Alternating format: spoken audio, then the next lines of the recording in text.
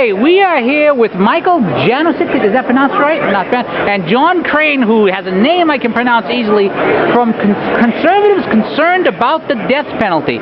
Tell me about this organization that I have never heard of before. Well, our debut is here at CPAC. We started in Montana several years ago when the then majority leader of the House of Representatives started to talk about the issue with other conservatives. We found he wasn't alone.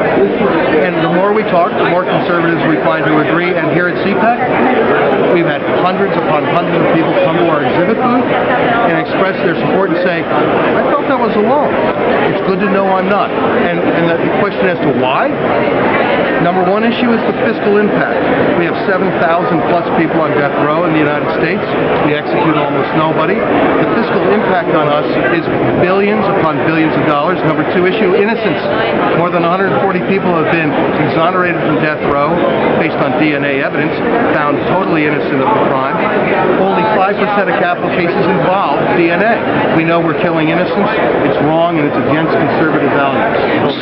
So it's not just a question of the morality of it. For example, the Catholic Church is not a fan of the death penalty or the constitutionality of it. You're making the argument conservatively as both a values argument and a practicality argument. Absolutely. And one of the things that has concerned me as a conservative is I've made arguments on a number of issues across the board about the nature of government. As it becomes larger, it becomes corrupt, it becomes inefficient, ineffective. And I can't carve out this small area of the government that does something perfect. And then we spend millions of dollars trying to get certitude out of a decision, but it's never going to happen. So limited government conservatism means limited government conservatism. And I can't think of anything more limited than to say, you know what, even if a man's guilty, we have to be sure we're never going to be absolutely certain due to the process involved in all the appeals processes and so forth.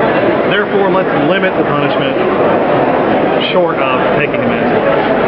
Now, if you put someone in life for the argument that you would hear, I imagine that you hear a lot is, well, if you put someone life without parole, you have to feed them and take care of them for X amount of years.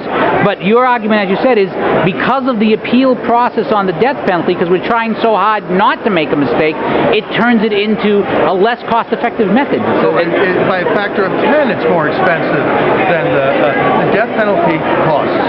It costs our society a ton of money. Are people surprised when they realize that cost difference? Because I must confess, I would have never thought of it that as more cost-effective. Some people are surprised, but when they think about it, that most states where you have a capital case, you have two trials. You have the first trial of guilt and innocence, then you have a sentencing trial. They cost 10 times more than the normal murder trial.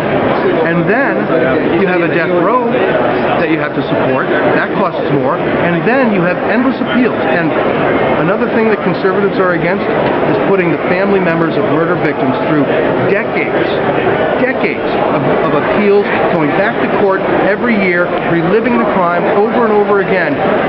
And it's a false promise, because we do not use the death penalty. In fact, you could use the famous Daniel Faulkner I can't pronounce his name to save my life case, as a textbook example of this very problem. What, Dead Man Walking? No, Daniel Faulkner. Oh. And Muma Abu, whoever in a thing.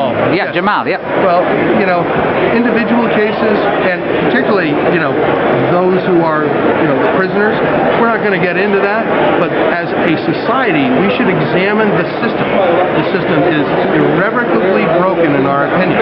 It doesn't work. And Michael, you were about to say something before I threw a question. Conservatives tend to be for tort reform, as I am. I also manage a medical practice in my full-time job. One of the reasons we support tort reform is because we understand the complexity of some of these decisions made in court. Now, if you're going to support tort reform and limit the number of dollars a jury can award in a medical malpractice case because we don't ultimately trust a jury, then it seems to me it makes common sense that you also have to limit the application of death penalty. And where can people go to find out more about your group? You can go to www.conservativesconcerned.org. Okay, John Crane, Michael Janusic, thank you very much for your time. Thank you very much.